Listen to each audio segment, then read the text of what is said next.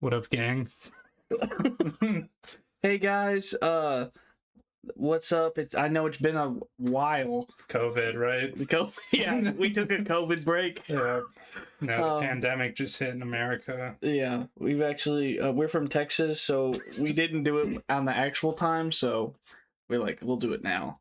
Yeah, But just the two of us. yeah. and from social media. Yeah. Also, our phones died. Yeah. My phone died for 11 months. We were gaming. Yeah. No, what really happened was the new Universes Beyond stuff came out, and we went to an insane asylum because we were on the verge of killing ourselves. Yeah. Actually, the Star Trek cards got released, and I had a manic episode and had to be tied down. No, just today. Yeah. Anyways, we're back. Yeah. Deckheads Podcast Part 2. Yeah. But today we're going to be talking about lessons that we had to learn the hard way. These are just mistakes that we made that no one told us about, or maybe they did and we didn't listen, because why would we? So I think the big one for me, I'll start us off, I guess.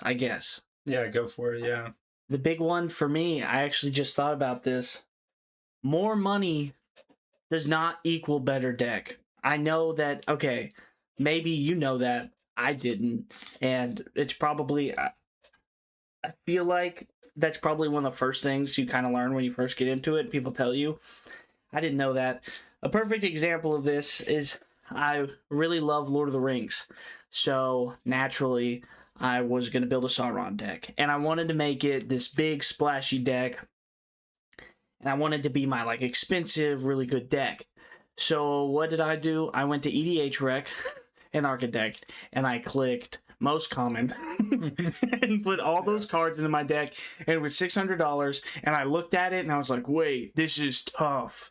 And I spent $600 on a deck that wasn't awful, because there was expensive cards in it, and and it was just like the most used cards. But with EDH Rec, I had it on all, so it was like cards from decks that were trying to be more aristocrat-y, cards that were trying to be more amass, cards that were trying to be more spellslinger. So it really didn't have any sort of focus at all. But sometimes I got to play Siliconic Rift, and that was tough. Yeah, no, that is tough. And I feel like there's a excuse me.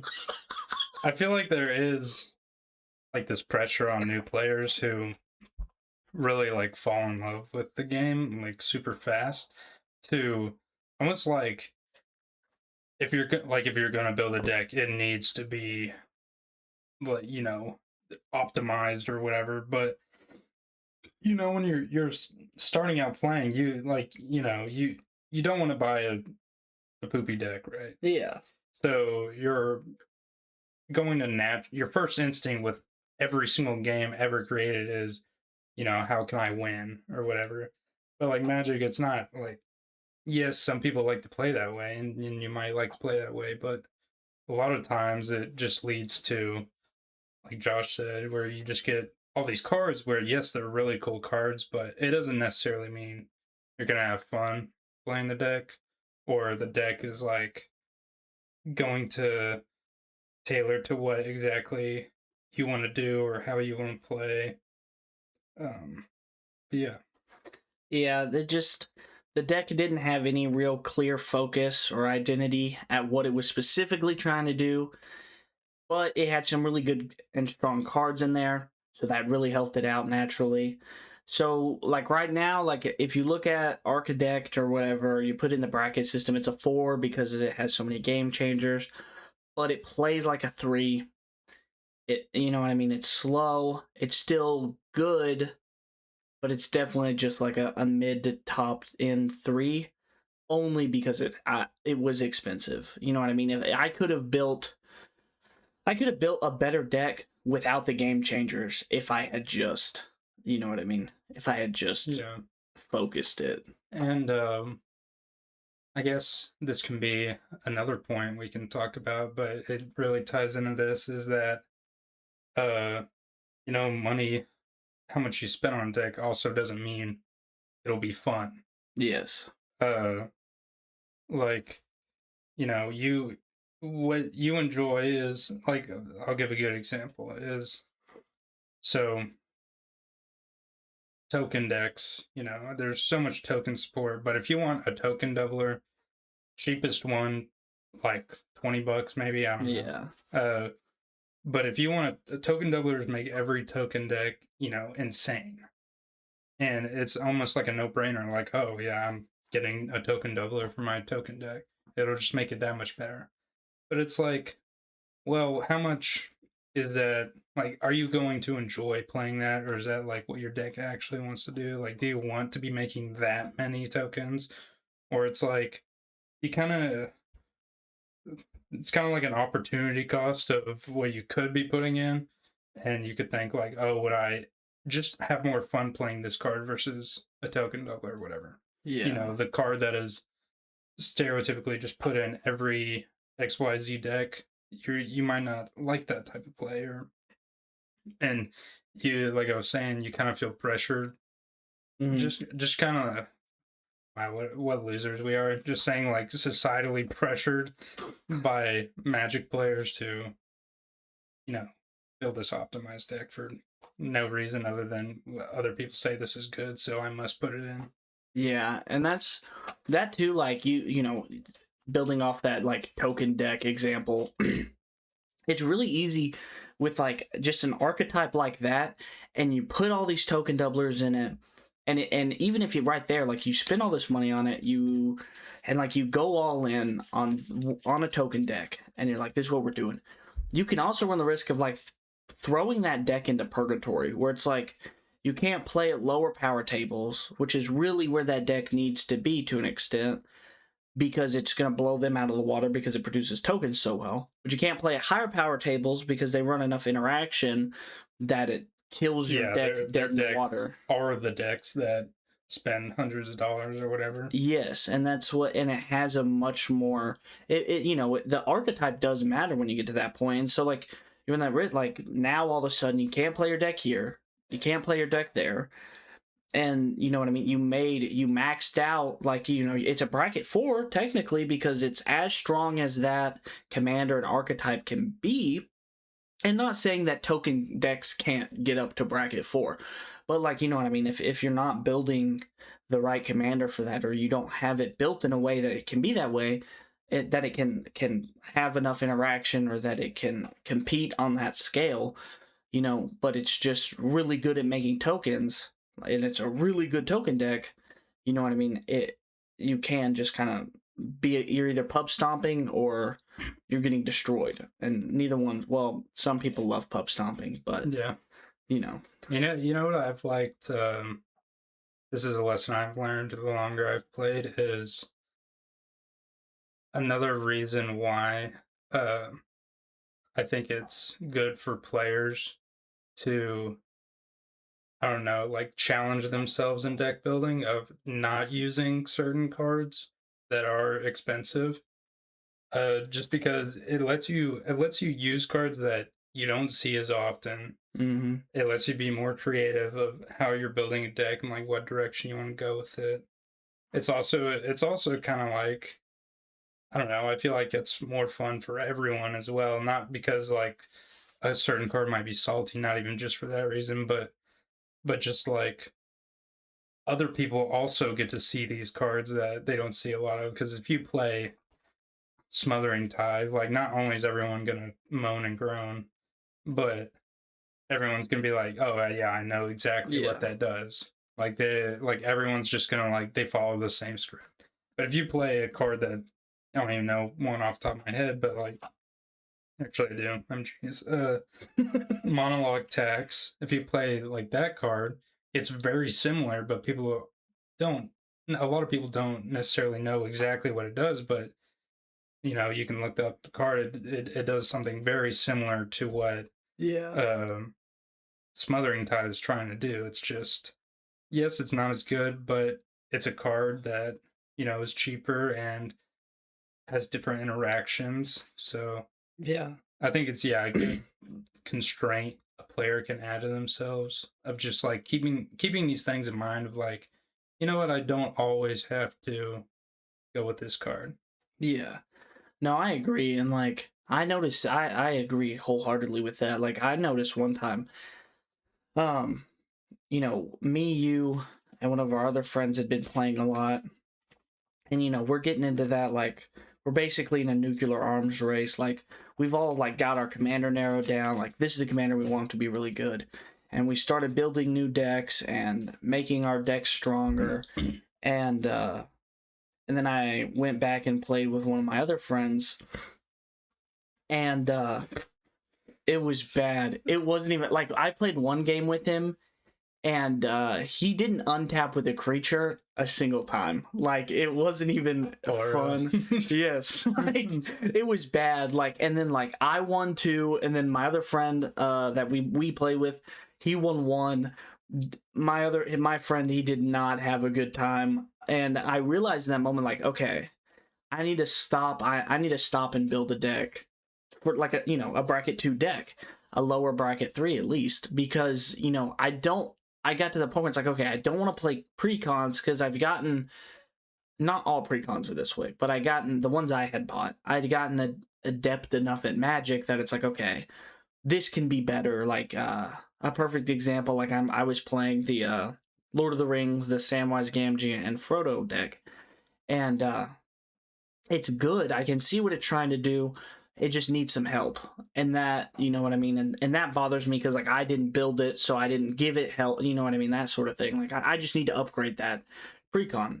And others. But I realized, like, okay, I don't want to play precons because, well, partially I didn't build it. Plus, depending on the precon, they can be kind of hit or miss realistically. I was like, okay. So then I built a Rurik Thar deck. I was like, okay, I'm gonna make a big dumb Gruul deck, and Rurik Thar can become very stacksy and evil. I didn't build in that way. I put two non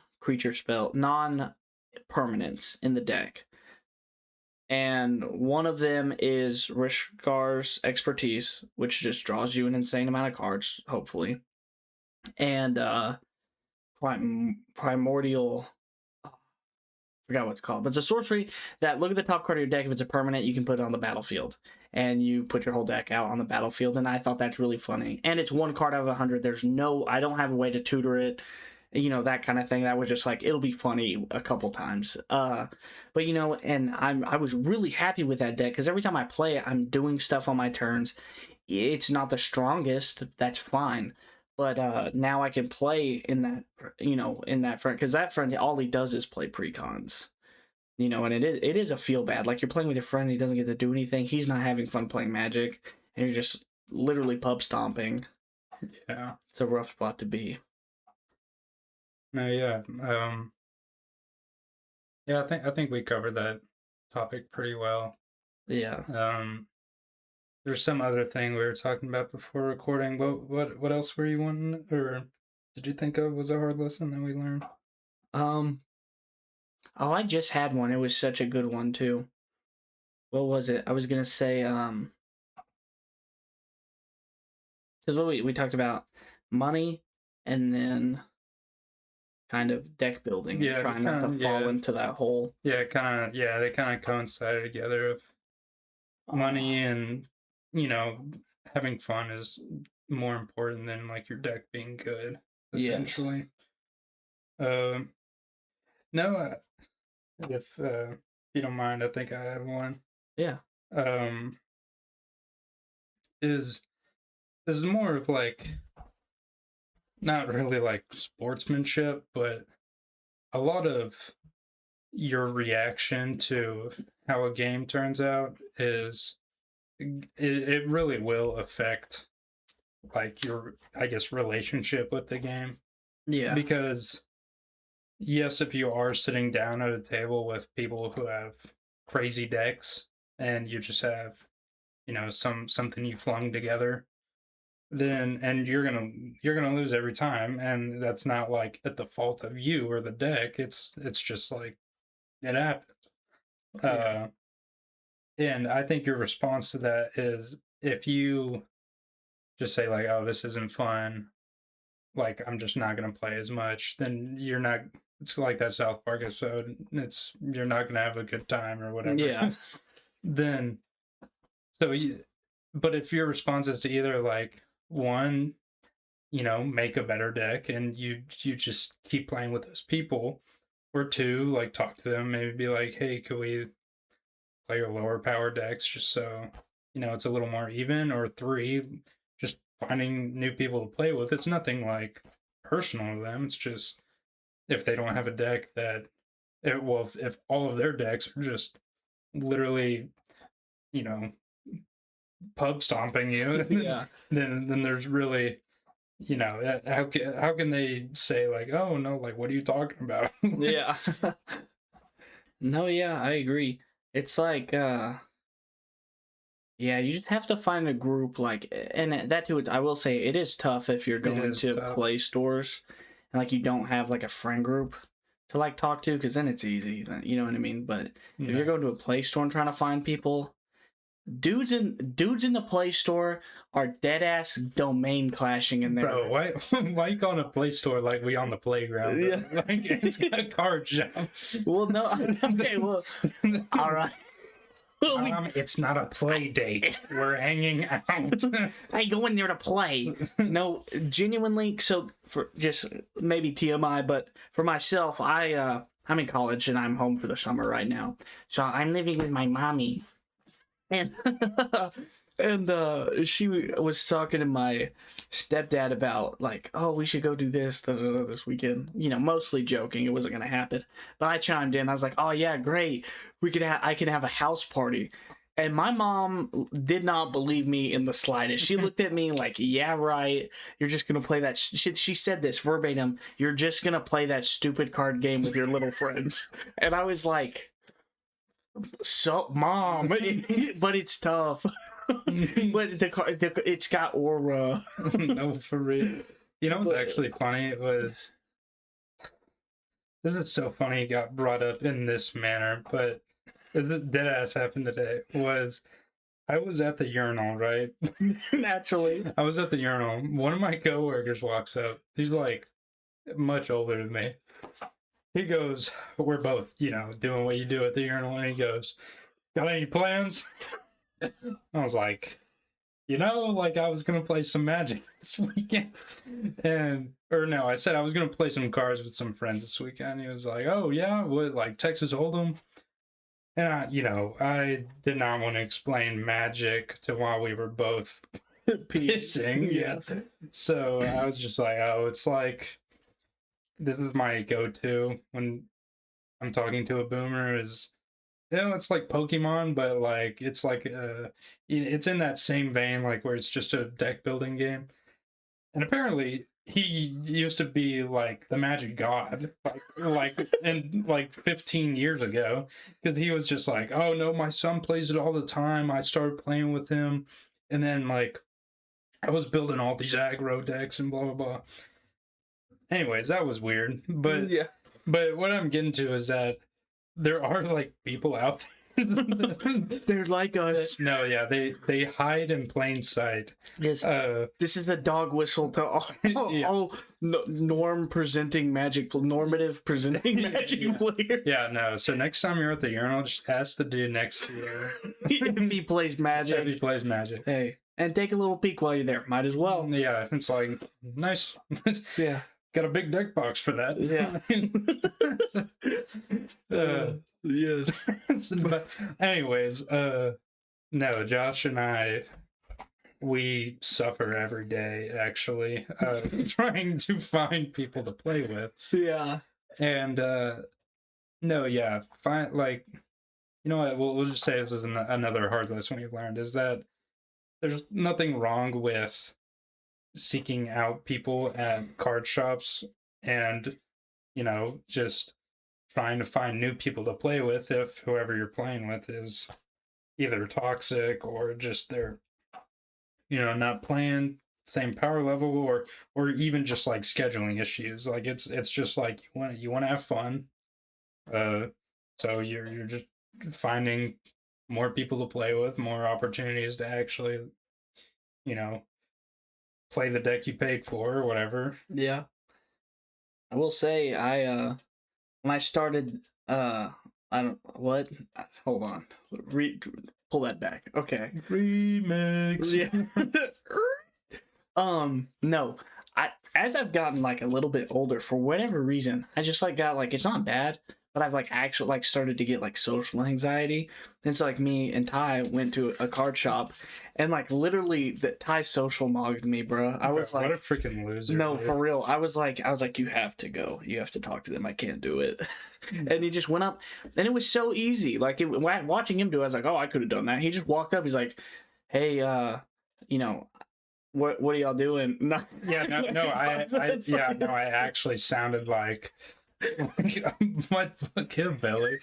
Because, because I was stumbling over my words trying to talk to these guys. So that's why you did it. Yeah, no, and I was like, I'm not a very eloquent spoken person, and but yeah, no, it's everyone. I will say, sorry, this is our audience we're talking to, but y'all some goobers. Like, we got some grade A goobers out there, and some of y'all are hard to talk. It's true. But I will say, like, even if people are like, like being weird or whatever, everyone I've ever talked to at a card shop has been insanely nice. Yeah. And everyone there, like, not saying like y'all are all there. I mean, y'all all are all there for the same reason. Is like, you're just there to have fun. Play Magic. Yeah. And they've either been in the same situation where you are, where they're just like fiending to play, but there's no one around, or they might be in the situation right then and there, like where their friend is about to leave and they need a fourth or something. But no, yeah, going to the card shop or a play store is a great way. What? I go there to play, bro. Like, no, fair enough. yeah. But another thing too, I want to talk about. I thought about this was. This is kind of doing a full 180 here, going back to kind of deck building in a sense. But, the color pie, each color has things that it does well and things that it does not so well. So when you're building a multicolored deck, let the colors do what they're good at and don't supplement another, like a perfect example, right? I have this, it's a Grixis Sauron deck. Black, blue, red. And there's Faithless Looting is an iconic red card. It just says it is draw 2 cards, discard a card. Really good card for red. I had it in the deck, and I started thinking, like, wait, why in my deck with blue and black and blue, the 2 best card draw decks, do I have a Faithless Looting, right? Because, like, I have to go down a card. It's literally, it's not card advantage. You're just rummaging. Like so I was like, why do I have this? So I took it out completely, because I can just replace it, with either just direct card draw from either black or blue. They're just objectively better card draw spells in those 2 colors. And I did not need to use, even though that Faithless Looting is still a very good card, but for that deck, there's other options that I can go with that are better. And I think that's a big thing. Yeah, no, that actually, yeah, because we were talking about this the other day, and it was something that, like I felt like I had started to realize the more I played Magic, but I never really thought of it until you had brought it up. And it's like, if you have a multicolored deck, you got blue in it and red, go with the blue card draw spells rather than the red ones, because, blue draws cards. That's what it's known for. Yeah. But and to build off of like your sentiment of that is don't don't like fill it. 100 cards sounds like a lot, but if you've ever built a deck, you'll start to realize like it's actually hard cutting down those last 10 cards or whatever. I could have 28 lands. Yeah, no, and it's never do that. But 100 cards sounds like a lot, but you get to those last like 10 cards, you're like, oh, I don't know what to cut or whatever. And one thing that, from what I just said, connects to what you were saying is don't, you have to like lean into your strengths, is don't fill up your whole deck with, like green's an enchantment removal deck or color. It's like one of the few enchantment removal colors. Or I would say it's like the one. Yeah. Like it's good to have like those good enchantment removals, but green's not good at what's green not creature removal. Yeah. Well, it's better to just lean into the enchantment removal than finding the few creature removals and then putting as many of those in the deck. I say this for two reasons. One, it gets like repetitive, so it's like every green deck you're shoving the same cards in there if you're stuck in that habit. And then two, it's like imagine all the other cards you could have filled if you just leaned into your strength, then like tried to make up for your weaknesses. Yeah. And if you're looking for a way to kind of figure that out and really dive deep into what each color does well and how to build to the strengths of each color, I listened to all of them. I think all of them except for maybe white, actually. But anyways, the command zone.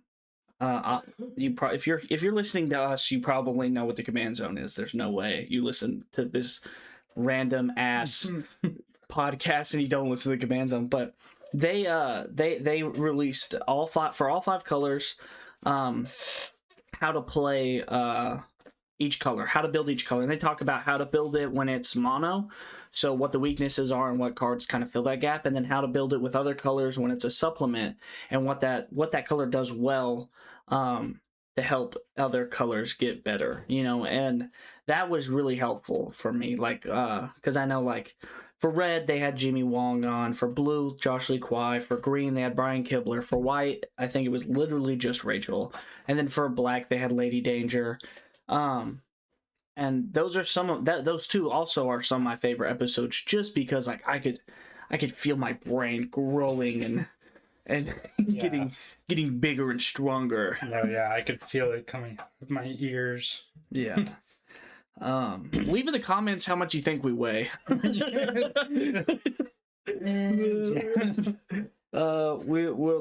won't tell you if you're right or wrong, but we just want to know. We'll just say plus or minus. Yeah, plus or minus. It's always gonna be minus. Yeah. We'll do a face reveal after we glow up, promise. I think we peaked, Josh. Yeah. Before we peaked before we started playing. Yeah, for real. No, just as a side to that, because it's funny. Sometimes I feel bad. Believe it or not, I have a girlfriend. I know, crazy. But and we got together. I was athletic. I'd been working out all the time. This, that, and the other. I was like kind of a nerd, but not really too bad. And then we got together, and in the 3 years we've gotten together, I put on 60 pounds. I started playing Magic the Gathering, and I watch anime. I did none of those before we got together. Low-key catfished her, not gonna lie. But she's still around, so yeah. No, I gotta know what spell Josh cast on this girl. What's crazy is the amount of times I hear that. Literally, my own uncle saw her for the first time, and he went, "What are you doing with him?" So, shout out my girlfriend. But no, Josh, this is a Magic podcast. We're chuds. I just want you to know that it's a miracle that I have a girlfriend, so you can feel less bad about yourself at home. Thanks, yeah, bro. just put down our viewers. Put down our non-existent viewers so far. Really, if you're listening, I love you. I really do. So come to my house. Yeah, we're we got some plans in the works. We've still had the same passion for Magic. We just got busy. Yeah, true. It wasn't. It was. You know how many times we've said we're gonna record and then we just played Magic instead? That is true. Literally last week we're like, we're gonna record on Friday, and we were texting back and forth, and then instead we just went to the Play Store and played Magic. We just played. Yeah, we played. Yeah, but bro, play heads. Yeah. And then oh yeah. Let's get back on. Yeah, lock in chat. And then for me another one. And I'm gonna go on a little tangent here, as if I haven't been this whole time, and that's why you're listening to it. But I have a friend that refuses to pay life. He does not see life as a resource, and I'm gonna be honest, a toxic trait, it infuriates me. If there was one thing that I could like insert into the minds of every single Magic player, pay the life. Pay it. Especially like if you're playing black, especially you're playing mono black, pay all the life. Go down to 2. Fuck it. Granted, obviously be smart. Don't always go down to 2, but you have 40 life. If you get a Bolus's Citadel out, right, and you're still at 40, if you're not at least 20 by the time you pass turn, you're playing it wrong, right? Like, now granted, you have to have had to build your deck well. If you created a terrible deck and there just is a Bolus's Citadel, there's no reason to do that. You know what I mean? But realistically, if you made your deck well enough, and there's black in it, and black is asking you to pay life to draw X amount of cards, or do X amount of things, or make X amount of mana, or sacrifice X creatures, right? If you created a deck that plays well, it's going to be worth it. You know, rarely are you going to be like, oh man, I shouldn't have paid all that life, right? Because it's either going to be one of those situations where you're going to lose anyways and you just gave yourself the best chance to win, or, you won because you did the super power, you had this crazy turn, got all your cards out, whatever it is. Now, granted, that's on the extreme side of it, but don't be so stingy with life. Yeah. With your life. Yeah, this is definitely more of a message for players who play black. I just learned in my head that you should phrase it like that and not just say black players. But no, players who like to play black decks or, have black in it is you still have to weigh the opportunity costs, but people are, especially beginners, are very apprehensive of doing that. Because it's like, it's like the one thing that when you start playing is if you're at 0 life, you lose. So it makes sense to a beginner that, like, why would I harm myself? Yeah. But, and like I was saying, when I mean you have to weigh the opportunity costs, is let's say there's sitting, at 3 o'clock next to you is 500 tokens on the board. It's like, you're gonna die regardless of what you do. So might as well pay the life, you might find an answer. Yeah. But let's say that you're already at like 20 life and the person next in line is about to have a crazy turn and you know that they're about to combo off or something. You have to see whether, or you have to think through whether you want to like try and, pay life to, I don't know, draw cards, like do something. Or if you think that life is going to be the one thing that lets you hang on to staying in the game because the players going forward are, on the cusp of killing you. Yeah. You're just making yourself an easier target of dying if you can't do anything with it. Yeah. But yeah, no, overall, I do agree with you that paying life, usually the outcome is better than the alternative. Yeah. And especially you were telling me the other day that one of your decks that you pay a lot of life for is you have a lot of life gain in it for that reason. Yeah. So it's like having life, like, just think about that whenever you're building a deck next time, is if you have stuff that you want to pay life, you better actually do it. You're just wasting a card slot if you're not. Yeah. And that kind of goes into a broad, I feel like this isn't necessarily a lesson learned hard, but this is very, for whatever reason, with everything in Magic except for paying life, when your deck or a card wants to do something, it's better to do a lot of it.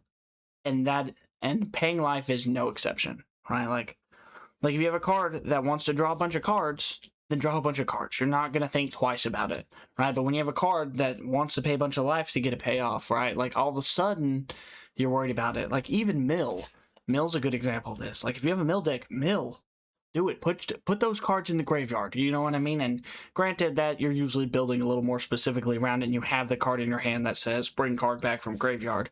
So that's a little easier too. But when your deck wants to do something, do it. Don't be scared of it. You know what I mean? But that too, and this kind of pivots too, is like me going from Commander, because Commander I started playing to then I played Standard on MTG Arena, is life is less of a resource. Still a resource, just a little less. You don't have 40, you only have 20. Then depending on the deck you're going against, that life goes down fast. And like if you're going against mono red aggro, you're gonna have to take it for a couple rounds, and you're gonna get low. And then they're either going to sputter out and your deck's going to get online, or you already lost. Yeah, I'll say with 60 card formats that it is definitely a harder decision to make because the games move so fast. There's not 4 players. You don't have 40 life. You are the only opponent, so who else are they going to harm other than you? Yeah.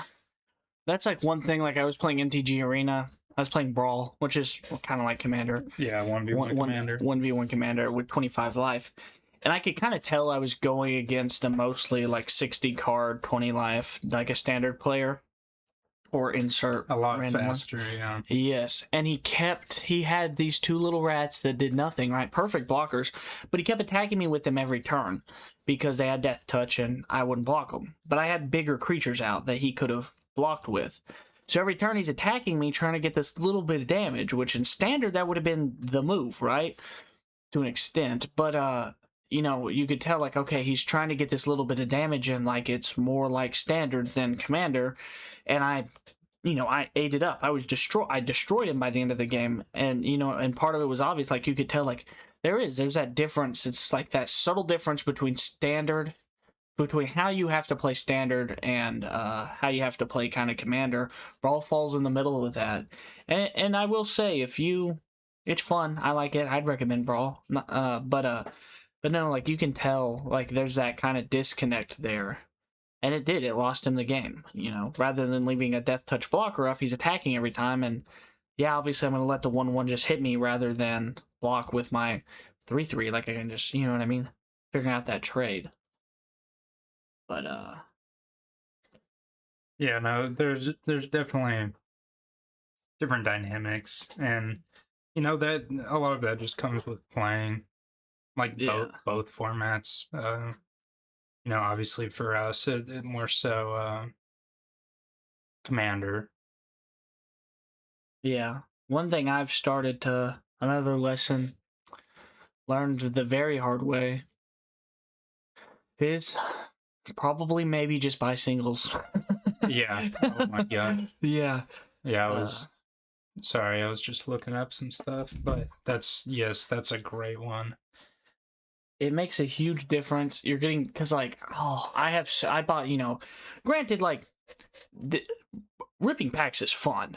So if you're ripping packs because it's fun and like that's, then you're gambling. That's what it is. It's gambling. Yeah. So if you want to gamble rip packs, and I'm all for that. We at the Deckhead Podcast, we support gambling. If you have an addiction, then that's not real. Your wife made it up. She's lying to you. No, you just hadn't won. Exactly. Like the picture of the dude with the pickaxe, and he's walking away, and there's a giant diamond like 3 inches away. Yeah, no, that giant diamond, that's a Mox Opal. Exactly. And it's calling your name. Yeah. But no, all joking aside, Disclaimer: joking. Not joking. Not joking at all, actually. But yeah, like now I've gotten to the point where it's like I love pre-release events. So fun. If you don't play pre-release, do it. Try it. It's awesome. The professor has a great video on how to play limited, how to play sealed drafts and pre-release events. And also, for every pre-release event, he makes a video about what the strongest archetypes are, what cards look for. Amazing videos every time. Watch those videos before you go. But one thing I've kind of gotten to a good groove of is I'll go, because I still have opening packs, I go to pre-release, you pay, you get the 6 packs, and then usually you'll win a couple times, you'll get a couple more packs. So usually you'll get 6 to 9 packs, somewhere in there. And you get that you know, the 6 to 9 packs, plus usually I'll buy 1 or 2 collector boosters because I have to. I feel like it. I wanna. And you know, I'm really left with like a sense like, okay, once you open that many packs of a set, you know, I kind of get to the point where it's like, okay, I've seen all these cards before. Like, I kind of get burned out because then you keep opening packs and you keep getting the same commons, and it's like, okay, like it gets old fast. And I've found that's the best way to like. And even if I don't pull anything, I'm still playing in the pre-release event, which is fun. That makes it worth it. Yeah, you're still, you know, your motive wasn't solely for ripping packs. That is an added bonus. Yes, because for me, it's like I'm paying $35 to play the Magic pre-release tournament, and then as a bonus, I get to keep the cards I get. Yeah, which is great. No, and it, like, granted, do whatever you want with your money, but it is definitely, especially as 2 broke college kids, if you want to build a deck, it is an amazing feeling of like, you're like, oh, I ripped this card in this pack, and it's gonna fit great in this deck I just built. Yeah, that's an amazing feeling to have, but I wouldn't, you know, open every pack with that intent. Yeah. Especially if, like, you know, that is your sole purpose, is like, I want to rip packs to like put cards in my commander deck. Yeah. No, you just need to buy singles. It's not the 1990s anymore. You can find just about any card online, or or I'll give you a good tip, as if you're a beginner, is going to your local game store and checking out their selection, browsing their selection. You'll typically find a card cheaper than online. Yes. Whether they're just being, you know, a nice guy, or they're just not up to date on their pricing. I would say more often than not, you'll find a cheaper version of the same card at a... Yeah. And even if it's not cheaper, you don't have to pay shipping. Yeah. Yeah, it's instant gratification. And a big one too, I recently found this out. Be careful, because I'm sure you can't get scammed. I haven't yet, because I've only bought 1 card, but Facebook too. So you'll have a lot of people on there trying to sell parts of their collection, and they're usually looking from anywhere between 60 to 80% of the card value. And like that, like I bought an Ashnod's Altar last week, and it's like I think the printing I got, it's like $15. Got it for $10, and then he just sent it through like the USPS mail. He put it he double sleeved it, put it in a sleeve, and then a hard sleeve, and then he just put in an envelope, I don't even know how much stamps are. Little stamp on it. Yeah, like couple cent stamp, 25-cent stamp on it, and sent it from New York, and it got here faster than TCG Player non-direct did. Just cancel the sponsorship. Yeah, okay. Sorry about that. Non-direct. TCG Player Direct is wonderful. TCG is a great place, but yeah, that's a good transition. If you are buying singles, try not to buy I don't even know what it's called, but just it's cheap. I will say it is cheaper. So if that's your motivation, go ahead and do it. It's shipping from, I know what you're trying to say. It's shipping from card shops. Yes. We were just saying, like, go to your local card shop. I would stray away from getting shipping from card shops. Yeah, at least with our experience through TCG Player. There might be, if you found another way to do it, leave in the comments below.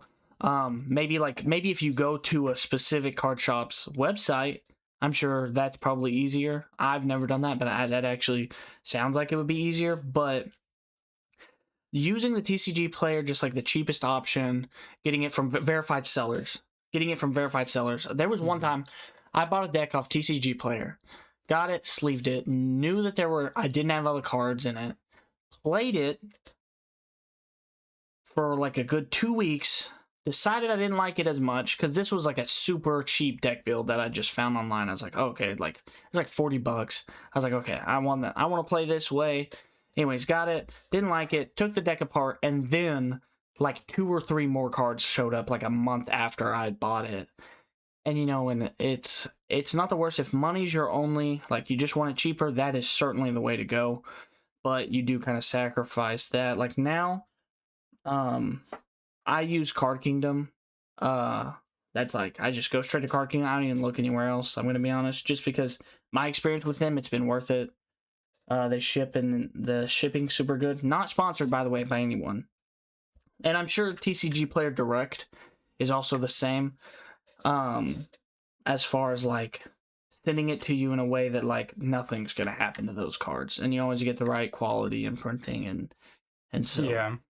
I mean, like you said, I've had good experiences with the direct.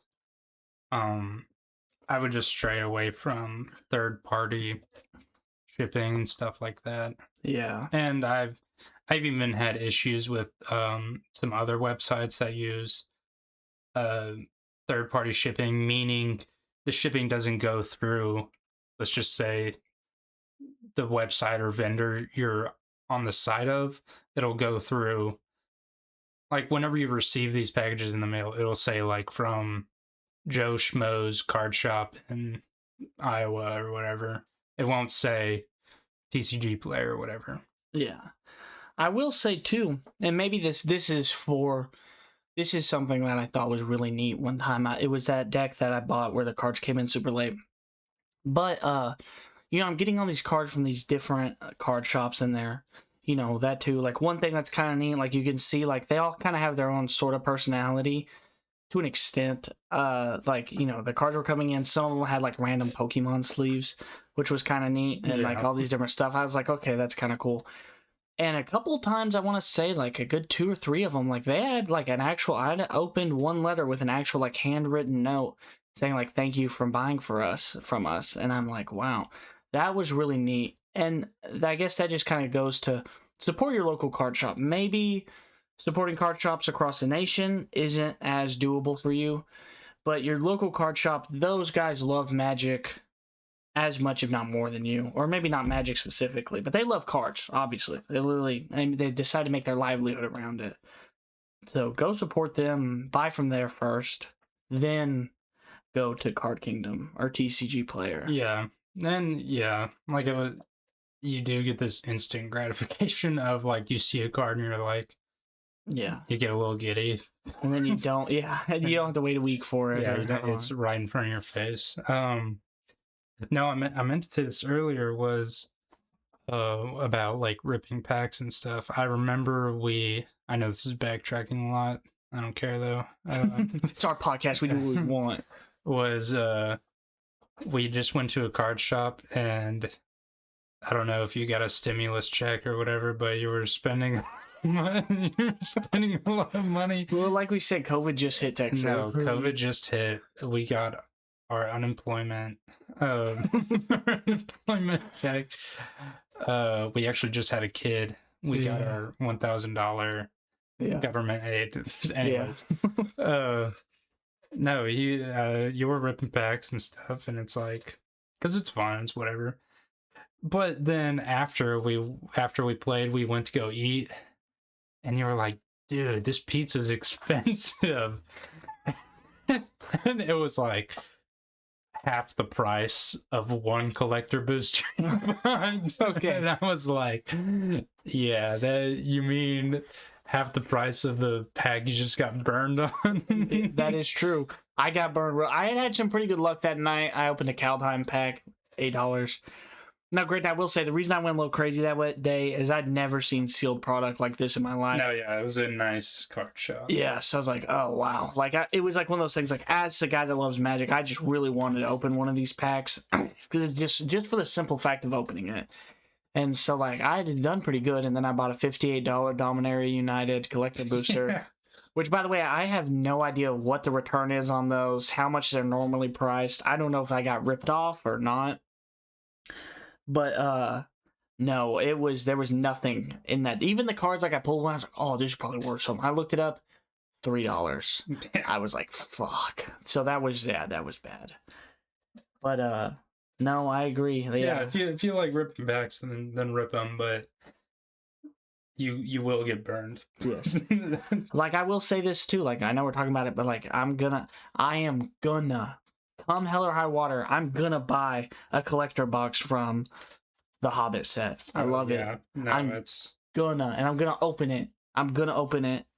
Right, but that's because I wouldn't do that with any other Magic set, right? With my current financial situation, like I'll be able to afford it when the Hobbit comes out, but you know what I mean.